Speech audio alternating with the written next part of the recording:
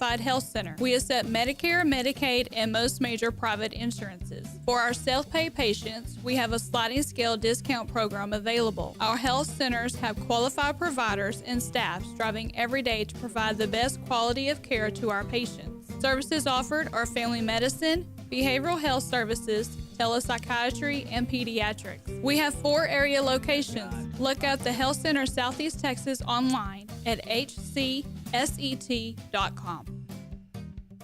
Thank you for listening to Lone Star Community Radio.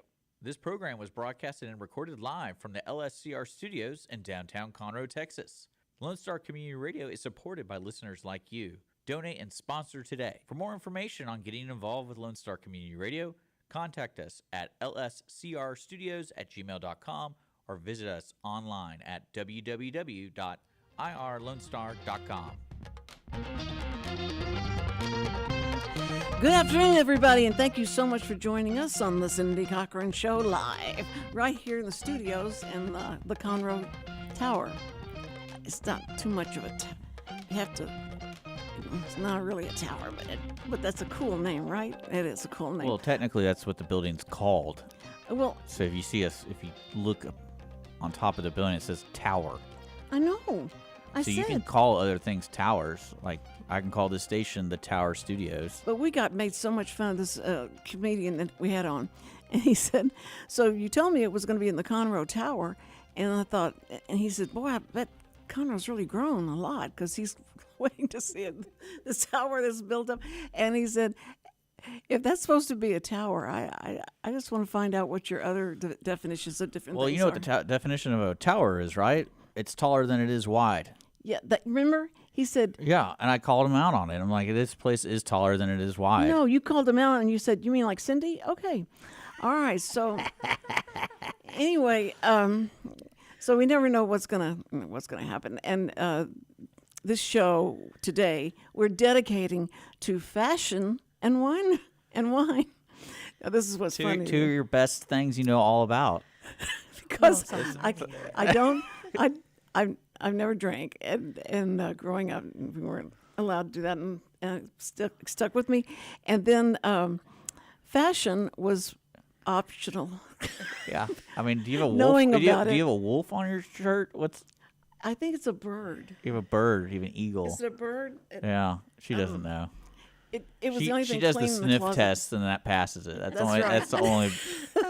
Yeah, so I'm just so you're sitting across somebody that you've got to really educate about this. So this is a good, come on the talk show and educate me about. No, they've told me, they make fun of me because Armand will come on and he'll have somebody there and talk about what wines they're going to have and all that, and I'm sitting there going, "Oh, really? Oh, I think I saw that color one time, but the funniest is with Richard and I went down to see one of our person that was on the show, Artists to Sing, and they're having.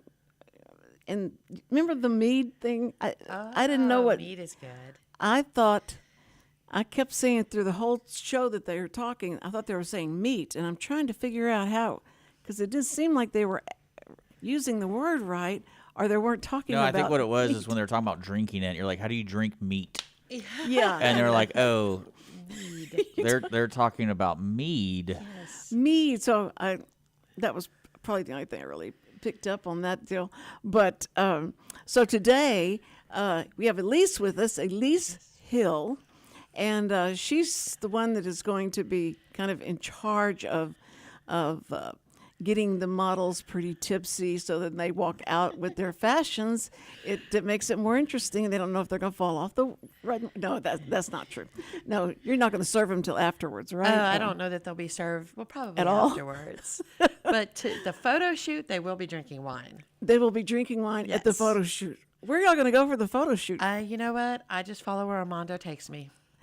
Oh, He told me brother, to that's cross the pretty courtyard. dangerous. I know. So we will see how that goes today. Right. It's across the courtyard? I think that's what he said. Okay. Well, we have this little French thing. I saw the French cafe over there. Cafe over there. And so she may have that all decorated. It would be a cool place to. It would be cool. I Yeah. don't know where he's doing it.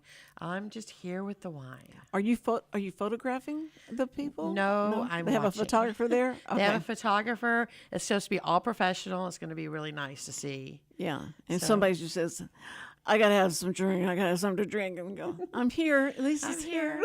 Are you Right. a little nervous? Wine will take care of that. You know, of course, we weren't allowed to drink, and so everybody would say, yeah, "Well, Jesus drank wine, Cindy." And I said, "I know, but I don't know if that was the same kind of wine that we're talking about." He says, "They said it's wine is wine. That's just what it is." And I said, "Well, maybe it wasn't as fermented." I was more trying to get like how, fermented. and then later in the Bible it says a little wine is good for your stomach, and so. But I said, but see, he said little. He said little. Just a little. I was trying to, Moderation. yeah, but it is biblical, so it's okay. So It is everybody biblical says, and okay. scientific that red wines is good for you. That's right. You know. Because is it the vinegar in the It's the grapes. It's the grape skins. grape skins? In the grape skins is antioxidants and Yes, different that's things right. of that nature. And so those grape skins are just really good for you, good for your heart, good for your blood flow. And they found a lot of other things. I just read an article that was published in Ireland. They were talking about the people who consistently drank a glass of red wine. They, according to the study, not promising anything, but according to the study, they had a 10% less chance of contracting Alzheimer's and some of Parkinson's and some of those kinds of diseases. I found that fascinating. I had not heard that yes. before. Well, I love when they go around different countries and they'll say, these women are like 99, 100, and they're still playing this or doing this, and they're walking. and Drinking they're- a shot of Yeah, whiskey and- that's right. Well, I drank whiskey till I was 99 years old. Smoking a and cigarette. You're like, how did you do that? I'm healthy and I'm not even I healthy as you are. smoked every day. Yeah, that just, so it is, everything is, I'm sure, hereditary, and It it is, it's got to be factored in when they start studying that stuff, because I'd moved to that place immediately because the way they say the people I know, are. like you live much forever healthier. over there. I mean, well, we do have a shorter lifespan here, so I think we're getting back to recognizing we have to be healthier people. But over in Europe and all, they walk more than we do. They do drink wine with a lot of their meals. Right. But I think it's just balances everything in life. Well, Same with- it's what's funny is that they're coming out with how to reverse diabetes, Yeah. and they're talking about the apple cider vinegar, and that with a glass of that every morning will put you right as rain. Now, and that's, you can't drink that. It has to have water you or have to have something water in or there. juice or honey or something in there. I have water, and then I have cucumbers in there, and I have to make it like a little meal instead of but drinking a whole glass of something like that. I tried that when they first came out, that trend started, and it says you have to drink a tablespoon of apple cider vinegar a day, and you will do all kind of things. If you don't play the piano, you will, and you'll be able to. But it was funny because the thing about it is that they didn't tell you that you should have something to chase it with, because if you took a full Terrible. tablespoon of apple cider vinegar, you start losing your breath, and you're trying to go, I can't breathe now. The hairs down your throat, your Yes, voice, that's right. everything goes. Everything goes, and you go like, okay, that's all I'm going to try on that one. And I never put it back in my mouth again. But then I realized, Cindy, you like the cucumbers with it, so just put a cup of that, and then put the cucumbers in it and the water in it, so it's somewhat, a little bit better for Palatable. you. Yeah, and one that you won't throw up. But it was so it's funny because we do it through different people's their habits, and we feel like, well, if you're going to do this, then that must mean I could get the same thing, same effect, and all of that. So Sometimes we don't, but sometimes you do. yeah, Sometimes that's you get other effects. I know like with wine, it really has to do with the tannins in the wine, and of course how long. With red wine, and like white wine, red wine sits on the grape skins for a certain amount of time. That's how we get the color, because most grape juice is white. It's not red. yes. And so when we let it sit on their skins, it allows that color to come in. It also allows the tannins to go in. And the longer you leave it in there, the bolder the wine gets until it can get so tannic that you can't hardly drink it. So we tend to leave it in there a little bit shorter time. But that's why white wine doesn't have the same effect as a red wine. It's not sitting on those skins and pulling in that. So like the color of the wine, you can kind of tell if it's going to work like really good on you, getting you drunk, or you are just. No, that's the percentage of alcohol. But the color of the wine is for the red wine. Red wine has historically been considered healthier, and it mainly has to do with the fact of it sitting on those skins and pulling the tannins and all from the skins, getting those antioxidants. Whereas a white wine, the minute we bring it in and it goes and gets destemmed and it gets crushed and it gets juiced, and it does not sit on the skins at all, except for in the transportation. So now, how long do you have to sit on the wine before you can serve it? It depends on the wine. Does it age like it depends on liquor? the wine. Okay. A sweet wine, we could bring it in, and it does a certain amount of fermentation, and he could have that out. Technically, our winemaker could have that out in a few months. The red wines, like a couple of the ones that we're doing for the fashion show, they sit in a tank and sit on their skins for a week or so, sometimes a few days, sometimes a week, just depends on the wine. Sometimes 2 weeks, and then they have to go and get crushed. The juice comes out, then it goes into the fermenting, into the barrels, and it can sit into a barrel for 6 months, depending on how oaky we want it, to a year and a half to 2 years. Some ports can sit there for 5 years or more in a barrel. Wow. And then you bottle and rest. That's on reds. On whites, most whites, unless you're oak aging like a Chardonnay or a Viognier, if you're doing a stainless steel, they don't have to ferment that long. We're in 2024 whites right now, but we're in 2021 and 2022 reds. Okay. Kind of gives you that. So 25 and 26. 2 to 3 years. Yeah. The thing that is interesting to me is when you say crush, and of course I immediately see I Love Lucy. It's stomping the and grapes. it was stomping the grapes, Yes. and that famous. We That's how actually you still thought. do grape stomps at the estate in August. People come out, they pick. We have a grape called a Linois or Black Spanish. It's the port grape. It's really dark. It's one of the few grapes that bleed red, so you get that nice purpley color. Yeah. And so they pick. They go into vats, they stomp, and they get their footprints on the shirts. And it's a family tradition for a lot of families. We do that my goodness. every weekend the whole month of August. So it's called a Harvest Festival. And where is that? Where is That's it located? in Bryan College Station at the main estate. At Messina Hof Winery. the Messina Hof Yep. Winery. Messina Hof Winery, Bryan College Station. Oh man. Okay. So anybody is it open to the public? They just purchase tickets ahead of time because we only allow a certain amount of people at a time in order for the experience to go through. Enough people to be there to help and watch. Children come and pick. It's a lot of fun. Oh, It's okay. a lot Now, of fun. Lots of events going on during that time period. okay. I feel like another biblical scene's going to come up. How do they wash their feet? We have a sitting area where they sit and they get their feet. It's almost, if you want to do this, they have towels and they wash their feet in the buckets, and then they get their feet dried and put the shoes back on. Oh, It's a lot of fun. It's like going to a spa. Like Yes. well, Without that's the massage and all the yeah. oils. who washes their feet? That's what I was going to say. Who washes their feet? Well, People usually that they're employees doing it. that they have Yeah. employees. that, We have employees there to refill the buckets and all, but mostly you're washing your own. You're putting your feet in the buckets. Once that soap hits it all, it takes the grape juice off. Well, I think I was talking to my daughter, and she was saying like I couldn't imagine drinking something that people have stomped with their Alcohol feet. kills everything. That's true. These are 18, so they're port grapes. So port tends to be 18.5% alcohol and up. So there's nothing left. Nothing left. There's nothing left. And they've been doing it in Europe for a lot of years. I'm hundreds of sure. years. And those people have not. Well, they still grow old there. Yeah. Yes, that's right. It's always that 5-second rule. But anyway, I think that the thing that you guys have that is a total experience is like and how that happens. and that they stomp. You know, you can.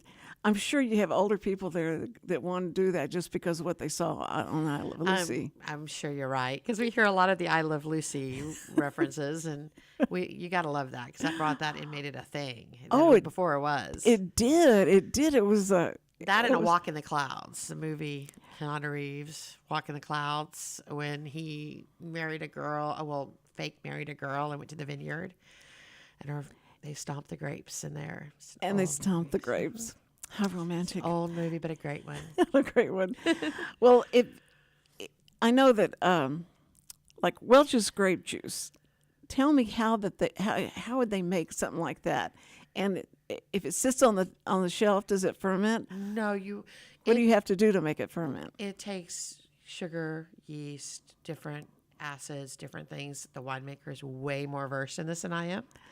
But it doesn't tend to just sit there and ferment. Now, could it possibly? I mean, if it sat there long enough, it's not going to turn to wine with you. Most likely it's going to turn vinegary. But have you ever opened a bottle that sat for a long time in the heat and you get that vinegar kind of smell that comes off of a grape? Or apple juice is one that's bad. Is that, that's what I was asking, like the vinegar part of it, that taste. Most wine does not have a vinegar taste, should not have a vinegar taste. Usually that's when wine is going bad. Oh, okay. So it shouldn't have that. No. But champagne, like when I think it was at somebody's wedding, and I didn't drink. They said, "But here, drink this. This is okay to drink. This is," and so I drank it. And I said, "That tastes just like vinegar." And they served you. No, champagne I got alcohol, so if they said it was okay, then it has alcohol. Yeah. It's just. But sometimes it could have just been bad grape juice. Are you right? I'm not as well versed in the grape juice side of it, but I know that making wine is a process. Even if you're making it at home, there's certain things you have to add to it in order to create it. My dad did that. My parents started in the wine industry a ways back, 2008, 2009. Wow. But before that, he started making his own wine at home. I think everybody has that kind of story. And then he was in construction. He owned his own construction company. He thought, I want to do something where people are. He had been in insurance before that, then in construction. So I want to do a industry where people are not cringing to see you because you probably have a bill. So he started playing with wine, yeah. And then he opened the winery and did that until right before COVID. And then we sold. My mother got dementia, Alzheimer's, so we went ahead and sold the winery, and but that's how I got into the wines, the Texas wines. And then I met the Bonarigos, Paul and Karen Bonarigo. They're currently the CEO and COO and owners of Messina Hof. And they asked me if I would take over their wholesale division. And so I started in 2023. Just seems like a long time like now. yesterday. And so I started working for them again and going back into wine. So I have a pretty varied history of doing that. But it's been a lot of fun. Wine is a lot of fun. The Bonarigos themselves, when Texas kind of funds. So Texas, of course, was not known for its wine. We have a shorter growing season, which makes it tricky on wine. Oh, because our weather? Our weather gets hot really, really fast, and it stays hot. Whereas if you're in Europe, it does get that summer, but the summer is shorter. Our summer is longer here. And our summer could start as early as March and not end until November. Sometimes December. Sometimes winter just gets skipped until February. We've had the air conditioner on during December and January and all that before. Yeah. So growing up in Texas. But it's interesting to me that you do you have wine tasting parties at your We do wine tasting 7 days a week. Okay. Now the Housewives program has brought that to light, and because they're doing wine tasting parties like every week or something, and how they do it, and so because they're only supposed to drink like a little bit of each one to find out which one they really like or want a lot of. Usually, wine tasting is 1 ounce to 2 ounces. It depends on the pour. Mm-hmm. And there's a science to it. There's a way that you lay out the wines when you're doing a wine tasting to get the best experience. For example, you don't start with a really sweet wine first, because people are easier for people to go from a dry wine to a sweet wine than it is to go from a sweet wine to a dry wine. Your taste buds is just a natural. It's a shock to the system. That's interesting. Yeah. So when you're gradually going from dry, gradually down, you go to a really dry red or dry white, and you go to a dry red, and then you're coming down to a off dry, as we call them. They're dry with just a little touch of sugar. And then we go to a semi-sweet, and then the sweet, and then the dessert style, like your ports or your Angel Riesling, which is a dessert wine. It's just easier on the palate to go down that direction. Now, how much sugar would go into what is it, a bottle of the dessert wine? It depends on the winemaker. It depends on the wine. I've never asked on our port because, port is definitely dessert wine, and that's a good question. But I know on our sweetest dessert wine that we have other than port, our Angel Riesling is an 8% residual sugar. When you allow the grapes to ripen correctly, and you allow them to stay on the vines longer based on how much sugar level you want, you harvest and handle things differently. You don't end up having to add a whole lot of sugar. The sugar burns off in the fermenting, and it's where you want it to stop is the key thing. That's why the alcohol levels play between an 8% or a 15% alcohol. So usually for the Angel Riesling, it starts at 24% sugar, and the alcohol burns it off to 8. And that's where we stop that one, whereas our semi-sweet stops at 4%. A dry white, we stop it at under 0.5% in order to be considered a dry white. Have you ever had anybody come in and say, okay, I want to taste a red wine, and I need 0 sugar? Almost all dry reds are 0 sugar. There's no sugar in dry reds. Okay. Dry whites have less than 0.5%. Usually they're closer to the 0 than they are. Sweet wines are where your sugar is. Yeah. If somebody is, I know there's a big push right now with 0 sugar, but a lot of that has to do with somebody wanting to drink a sweet wine and not wanting to drink a dry. Because the dry reds, they're already 0 sugar. There's no sugar. There's no sugar. That's why they're dry. And is it? It's not dryness is in like our dry. It's dryness is a sugar level. That's how we do it. Sweet to dry. Yeah, because when people say, give me this and I want it dry, and what's the dry mean? No sugar.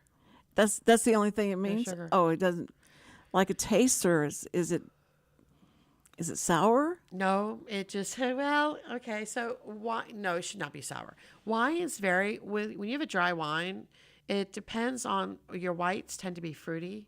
And even though they're dry, they taste sweeter. They're a little, the body of the wine is a little bit it's lighter, it's easier to drink.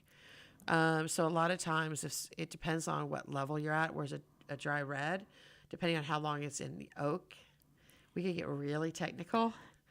But the longer it's in the oak, tannins tend to dry your mouth out.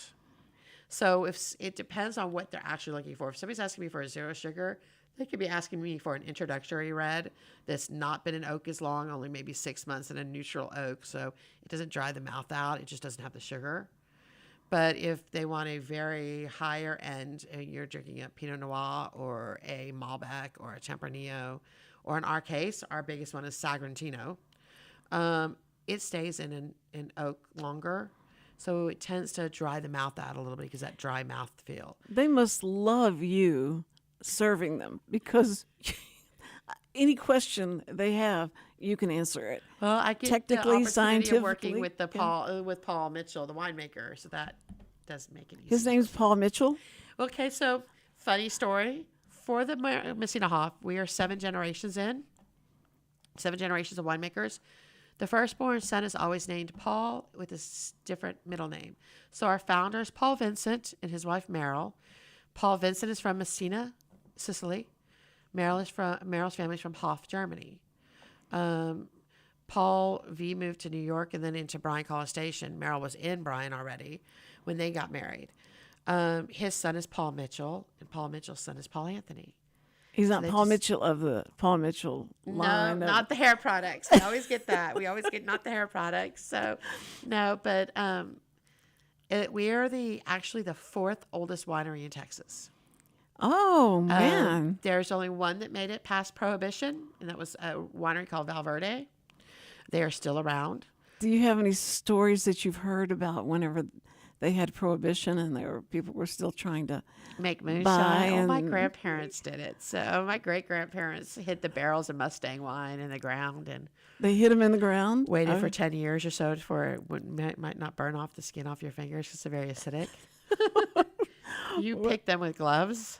Oh. So yes, my grandparents did. And who were the, I guess, is it the sheriff, the state, or Some federal? of it was the FBI. Some of it, I mean, the TTB, the Texas Alcohol Bureau. I don't know that they were around then, but they run it now, of course. But before it was everybody pretty much. It was against the law to have any type of alcohol. So they were in your bathtub? underground. Uh-huh. So it was a lot. But Valverde was the only one that made it past Prohibition.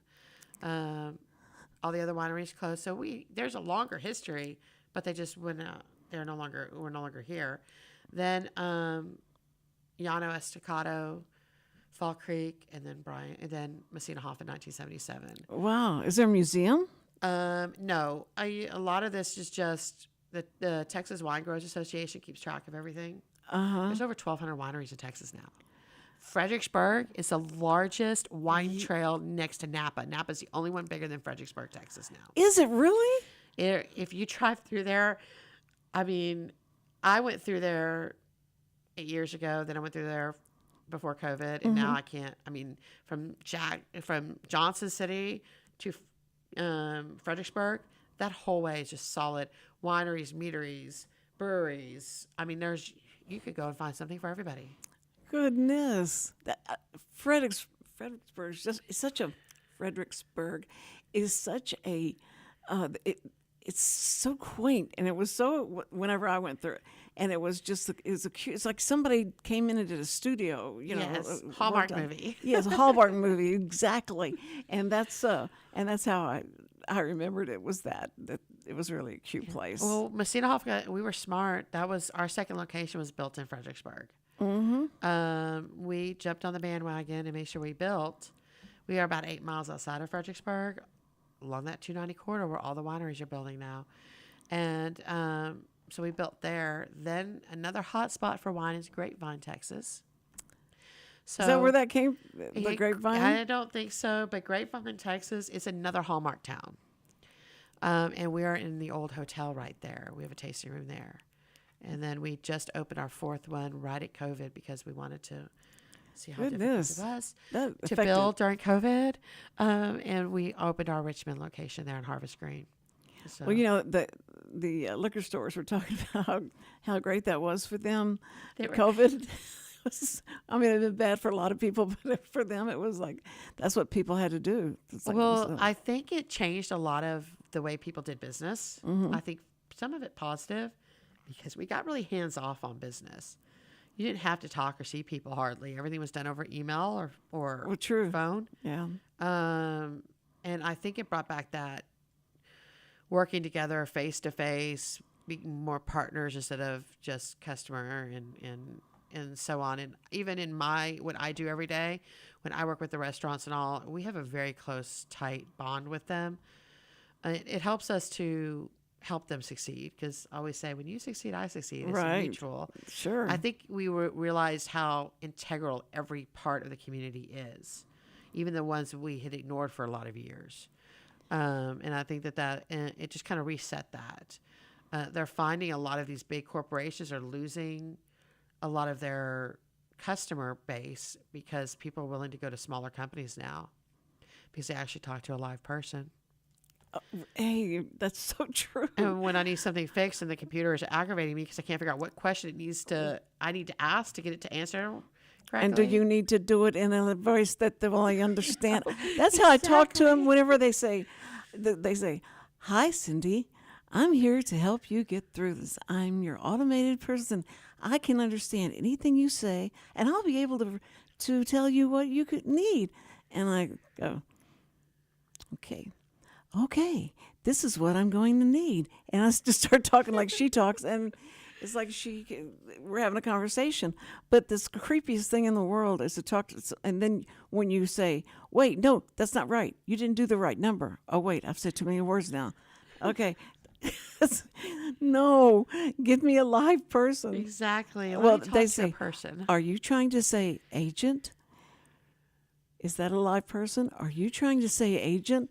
Give me the agent. Give me the agent. I don't care. Anybody, just somebody with a pulse, please. Is somebody cleaning the office out right now? Let me talk to them. I know it is. Somebody's got to do a book on that and how to dumb yourself down to have this kind of conversation and to do this. There's been a lot of conversations about AI and how it's going to do away with a lot of jobs. Well, I mean, I use ChatGPT. I use the AI and different things. I love it to correct my tone in my emails. But even then, I have to go back and put that human touch because it'll misconstrue a sentence. It will misspell. I'm like, how did you spell that way? So I've learned that even though they can do this, and I'm sure in some ways it's going to make their lives easier, it's also making their lives harder because the machine can't understand the different dialects. It can't understand the different ways that people think. True. Because the way I word a question, and we could be asking the same question, but I'm going to word it differently than you're going to word it, and come at it from two different angles. It's like the 6 of the 9 thing, looking at it from two different angles. It's the same question coming at it from two different ways, and it was scary. But it was programmed to answer that question this way. And so you end up getting frustrated, and what do you want? You want the live person again. So I think that though they've come a long ways, you can't, even that human ingenuity and that human ability to troubleshoot and to decipher and to read between the lines, it doesn't have that ability. Well, the other thing is that you have to be so careful and reread your message before you send it if you're going to do it with the microphone. Because I was going to tell... I wanted to tell Richard how much I appreciated something he had done for me, and it was so sweet, and he was so nice. I just really appreciated it. And so I say, listen, Richard, I just wanted to, and then it starts saying something. I'm going like, that's what you don't know what I wanted to do. Would you wait for me? Because it goes ahead and prints it out. Yeah, so it prints it out. But sometimes it gets it right, and you go like, "How did you know that's what I was thinking? It doesn't have anything to do with this." Well, that's it memorizes your patterns of how you use certain structures, sentence structures a lot. Mm-hmm. So it memorizes those patterns. But my problem is when I'm not using that sentence structure for whatever reason. And then it sidetracks me, and I'm like, no, that's not, wait, what was that emailing or texting anyway? Now that you've got me completely off track. I think there's good and bad. The problem I have with the microphone is when it's wrong, I'll start going, no, that's not right. No, what are you still typing for? And I'm still talking to it. And the poor thing is just doing what it's supposed to be doing, and I'm getting aggravated. And it's doing that a lot. It took me forever to figure out, why does it have lighter print there? I hadn't even said anything yet. And then I pushed... it's a space bar, and it fill in the ink on it because it knew what I wanted to say. It's just waiting for me to go on. And so I needed to do a space to go on. And I don't know how I ever figured any of that out without calling Richard, because he's the IT guy. But anyway, I am so sorry because I love talking to you and getting all this information about the winery and everything. But you have the show that's coming up, and I want you to talk about that so you can tell people. So we are doing the 2025 MoCo Fashion Show. It will be raising money, of course, for, I believe, correct me if I'm wrong, Richard, the radio station and other local small businesses. And I know that they're doing a fashion show. The clothes that will be used are from local boutiques. Businesses around Conroe. We are providing the wine with the 5-course dinner. There'll be a chef that's putting it all together. Armando knows a lot more of those details than I do. But it will be on May 3rd. Well, tell him when you're going to be, because you're going to be recording a show with him right after this. And so that show will air when? Do you know, Richard, when that show will air? Friday. When's the show that they'll record later? When will it air? Friday. On Fridays. It's Friday. It's perfect. It's a good cause. They're going to have a silent auction. And I know we donated a 2-night stay at the Villa, which is a incredibly beautiful bed and breakfast on our estate. Every room is unique from a different era. There are antiques in there. There's stained glass windows that are from a mission that had burned down. There is stained glass windows from France. The doors walking in it's from Louis Pasteur's original manor. It's just Paul, Vincent, and Meryl, the founders, have found these antiques from all over the world. So there's a lot of history there, and Jean, our innkeeper, takes such good care of everybody when they're there. So we're doing that along with a bottle of wine. We're donating that for the silent auction, but the money gets raised to go back to fund these programs to help small businesses, and that's exactly what we're all small businesses. So that's exactly what you want to help. For sure. Well, you'll be on Friday with Armando, and he can talk. I can't talk. He can talk all about the stuff that's going on there. But I think that what you're doing, and then with there's going to be a modeling of fashions that are different boutiques around here, and then they'll have food, and you know what, fashion and food works together. The wives can just drag their husbands this stuff, exactly, and they're beautiful models. You'll get to see all the beautiful models.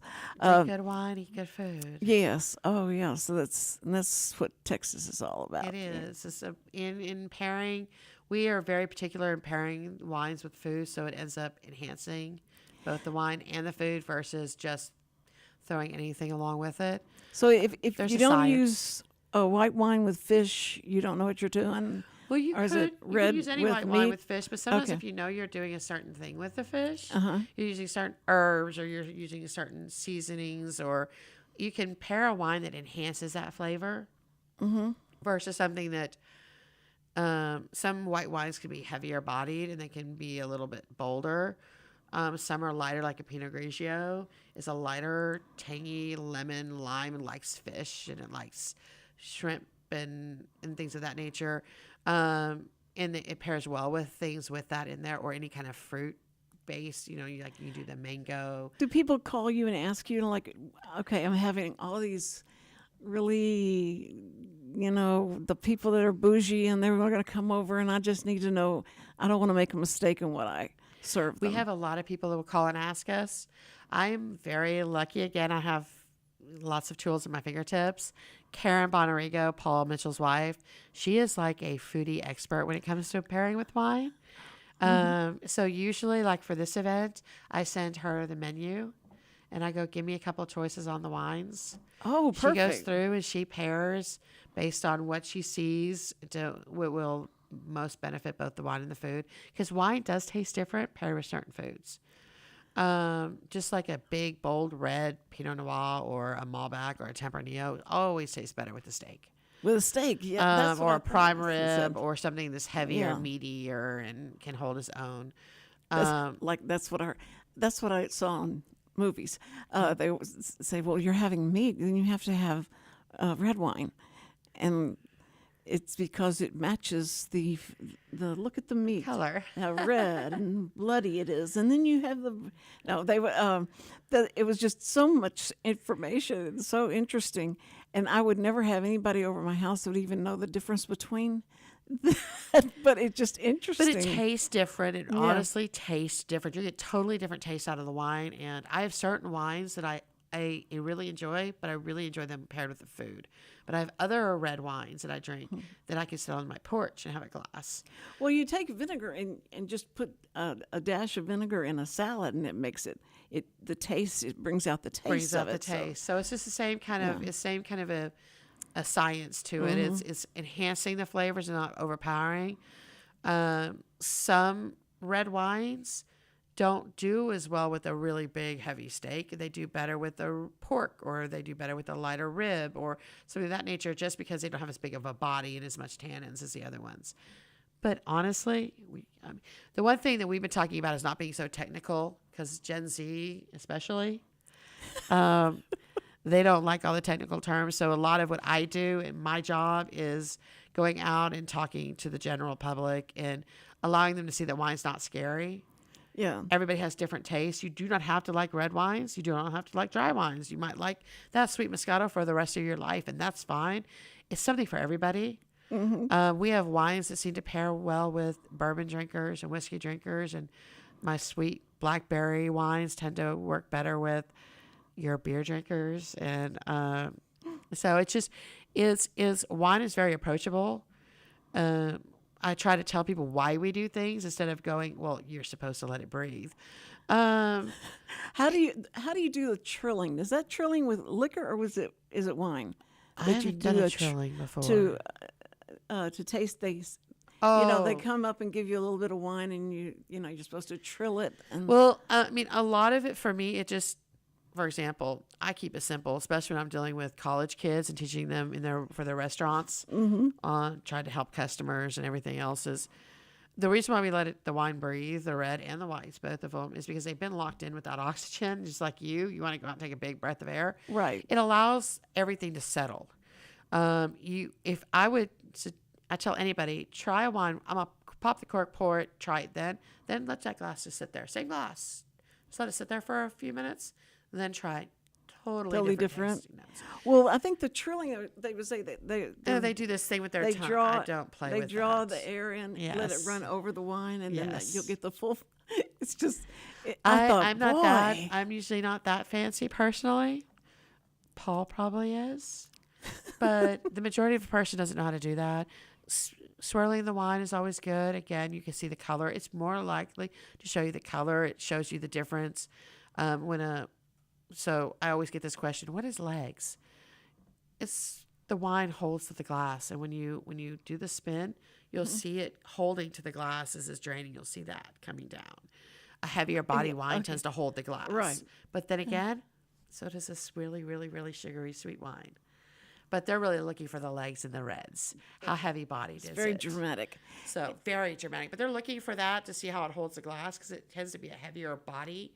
It gives you more of that mouthfeel that's really full. Well, putting your hand underneath, I think in the movies you see bourbon or what, and they would Do that real fancy to spin. warm We it up. do this with our glasses. So it's still that spin that goes. I think I'm thinking of the you're as smooth as a glass of Tennessee whiskey. Tennessee Yes. whiskey. My dad sings that song. And but that's what they would talk about. They'd use their hand; it would warm it up, and that's why you stand there for a long time talking to someone and doing this with. And I think it just lets everything settle because the whole purpose, even with whiskey, just like with wine, it's letting all of the flavor just come together. So when it comes into your mouth and it's an explosion of flavor, I guess it's probably not the technical right term, but if you get something like juice or whatever out and you have to shake it up because the sediment kind of goes down, I kind of think of it as the same way. In the glass, I'm letting it swirl for a bit just so everything kind of comes together. And you'll get the aroma. It also allows the aroma to release. So you get that aromatic and you can smell it. Because a lot of times what you smell off of a wine is not actually what it tastes like. You might get one or two really strong smells, but you'll get other ones. We always laugh. Well, we get some of the most different smells that come off of wine. And the other day, we were doing a taste. We do a class, a wine appreciation class, and they put out tea leaves, butter, lemon, all different kinds of things that you can smell. Rocks, earth, because people talk about earthiness, leather, tobacco. So we were smelling all of it, and I had smelled the butter, and I thought anything of it. We were pouring a wine we have. It's called Sangiovese. It's an Italian varietal. And when he poured it, I went, oh my goodness, buttery popcorn. I had this wine. I do the tastings with this wine all the time, but I had never pulled that out of the wine because I hadn't thought of smelling butter and then smelling wine. And I pulled and now every time we pop the cork, I smell buttery popcorn. But it's just some of those things you'll always, people will tell you what you think you're going to smell, but you're going to find all of a sudden you'll smell that banana. All of a sudden you'll smell banana and something, or you'll smell mango or something because it's a scent that you really know. Right. And your brain will go, oh, that's this. How interesting. I love that. But everybody's palates are different. So you try not to People go, well, I didn't get that, but you don't have to. What did you get? What did your palate recognize? Because Y'all ever blindfold anyone and you'll say, okay, you're going to taste this, and then you tell me the first in thought that order to comes be the to winemaker, Paul Mitchell had to be blindfolded and go through the wines. It's a tradition that passes down at the Bonarigo table. So he had to do that. There are a lot of ones that do. Anytime you do contests, any of these, Houston Livestock Show Radio, San Francisco Chronicles, wine tasting, any of the international shows, they are all considered blind tasting. Now, they're not actually blindfolding them, but they don't let them know what the wine is Oh, okay. and where it's coming from. The reasoning why is so that they're not judging, because people have preconceived notions in their mind about what a wine will be. And if you put a Texas Cabernet Sauvignon, a California Cab Sauv, and a French varietal, and then so on and so on, and you have all these, and somebody goes, well, I like French varietals. I don't think California or Texas can do that. Well, they're always gonna pick that French because that's what they're gonna lean toward. But if you blind taste them to where they don't know which one of those four is which one, it gives a better footing for everybody to have ability to do that. And it's really been great for Texas wines because, again, we are the redheaded stepchild. And That's true. we didn't have the best beginning because we really didn't know what we were doing. And we've gone from that to being very scientific in the way you make your wine. I wonder what And- that means. That means that they were all too salty. They were all too sweet. They were all too. It was more to of the start fact off that with? you could not do with our grapes here what you did in California. You could not let them grow as long. There were things that we had to adjust to based on our climate. Just like California, when they first came out with their wines, they had to battle, of course, Europe. So they did little things like Zinfandel is Primitivo in Europe, and it's Zinfandel here because they didn't want people to automatically compare them. Assume, yeah. So it's a brilliant marketing strategy. Yeah, it So, was. but California had to learn how their growing cycle went and how their grapes reacted to the climate, to everything, the American oak versus French oak, and different things of that nature. So they had to do, so we had to do the same thing. It was a period of adjustment. We've come a long way. In the latest competitions, Texas wines have gone in from all over Texas, and consistently started taking top. I know for Messina Hof personally, we took a top tier double gold for our off dry Riesling in California and in the Finger Lakes competition. We did take where Sagrantino is not a well known variety of wine in the U.S. We are the original growers of it in the U.S. Oh, you we are the biggest growers of Sagrantino in the U.S. Do you import to? Italy or any of the. We don't usually import out. We do have a few countries that we have. Japan. We actually have our Malbec is in London. So there is a few different countries we do have some in, but most of our wine is here. But Sagrantino, we started as a big, heavy red wine. Very heavy. Bold, tannic, and it competes nicely with any Cab Sauvignon from California or anything from Europe. Well, we decided to take it back to Vienna and compete it with where it came from. And we were the first wine in the United States to take the top level in Vienna. So Wow. we were very proud of that. Yeah, my So goodness. Yeah. the Sagrantino is it's kind of like our baby. It is our baby. And it's allowed us to do a lot of things to compete on an international level with blends when you're blending different types of grapes together to make wines. And it gives people the feel that they're looking for in a red. And it's more of an old world style versus new world style. I think people just use that terminology back and forth a lot. I think a lot of it's about the same now. Well, The only major difference is we don't tend to call our wines by the region they grow in. It's a California wine. We don't go, it's Sicily, it's Messina in Italy, or it's, some of them we do, but most of them we don't. I am just in awe of your knowledge and how you spit this out like it's nothing, and that you've got all this in your head. It is It's- in my you are head. You are amazing. That's so. I mean, and I know it's probably been difficult to speak to someone who's a total neophyte and doesn't know any. Well, I wouldn't call you that, but Anything. I would. I like to bring it when you have to deal with college kids, and they're brilliant, they're smart, and and I have a daughter that's 18, is a freshman at A&M, going in for accounting, just super smart. But I've learned that by talking about wine in a relatable way to them, Right. by pulling it into things that they understand, then they grasp it, and it really helps when they're working as servers in restaurants or in bars. sure. By making them feel comfortable because it's something so new to them, it benefits them because they get better tips when they're selling wine and Of course. cocktails and beer, of course. Yeah. But it also benefits the restaurant itself. You're right. And because we work with a lot of,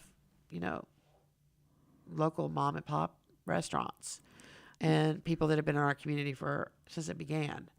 And it's just very important to go out there and explain wine in a relatable way. Can you imagine your daughter going and she's waiting tables and she goes up and they ask, you probably don't know anything about this, but do you know why this wine is not fitting with this piece of meat here? And she goes, well, it's probably because the chemical makeup of it, and just spit all that out. And they go like, wow, where'd you come from? Well, she actually works for our winery, and that's what people smile about is the fact that she's never even tried the wines. But she's able to speak so well with Intellectually about it. Part of that, again, has to do with the fact that we do wine appreciation classes, and you can get a lot off the nose without even having to taste the wine. And she is very good at that part. But our servers at any one of those locations, they go through monthly training. The initial training, they go through monthly training. So we want it. So if you're coming in, whether you've had a whole lot of years, we've had chefs and winemakers come from Napa and Europe to the winery. And we've had, I'm just turned 21 today and I don't know what I like to drink. And so they're trained to be able to talk on both ends of the spectrum. It makes them very versatile. I think it helps them in life. Can you tell me which one I should buy at the 7-Eleven I live next to? Oh, okay. Well, and I always smile when people ask me, well, what do you like? Sweetie, you've never drank wine before. Might not like what I like. So let's Right. go through a series of questions Oh, your palate is probably and totally... find out where your palate is. Oh. And it works because the worst thing in the world, and I know this, so speaking from experience, communion in Lutheran churches has got wine, Yes. So my family was Lutheran, and we did communion, and I had confirmation, and that's when they do the first little thing of wine. And I swear it was Mogan David or something. I can't tell you what. But I swore to myself right then I was never going to drink wine, ever. And And look I'm like, where you it's the are. worst thing in the world. How do people drink this? And then, see, of we course, use- as you get older, you learn more. But it's And just we so use funny. Welch's grape juice, and we go in and help our mom fix the trays Yes. with them in there and drink all that ourselves. And then whenever I realized you could buy it at the store, it's like I thought this was holy or something. You No, it could was buy holy this at grape the juice. store. That doesn't make sense at all. Well, we had the grape juice too, but for confirmation, you had to do the wine. I was glad I didn't have to, because you could go either in the wine or you could go in the grape juice side. Yeah. And I always went to the other one. But it was funny because I remember just trying my first wine that I actually found out I liked. The same with alcohol, I think, in general. I've never been a beer drinker, but alcohol in general, some people like the whiskey. Uh-huh. I don't do, or tequila or whatever, and you end up finding which one you like. It's the same thing with wine. It's like that magic of when you find, oh, wait, I like this one. Well, and that's my favorite part when we're doing tastings, when somebody goes, oh my gosh, I could drink this one. I like this one. Yeah, and I just don't know. I just like you, and I like everything you have to say about it. It's just good. It's good, and I thank you so much for coming on the worries. show, It was a lot of Elease fun. Thank Hill, and you'll get to see her out and this is going to be held at, where's it going to be held? Good question. Do you know, Richard, where? I do know this. I could probably pull it. Say again? She said what? It's at the new venue, Timberline Crossing, Ah, there it is. Timberline in Crossing downtown Conroe. in downtown Conroe. Timberline Crossing. Okay. So that's where it's going to Apparently be. really close to here. Oh, it's. We're walking over there. I'm sure it is. Okay. And I gotta. That just messed my tongue up. Okay. Okay. See y'all. Y'all be good.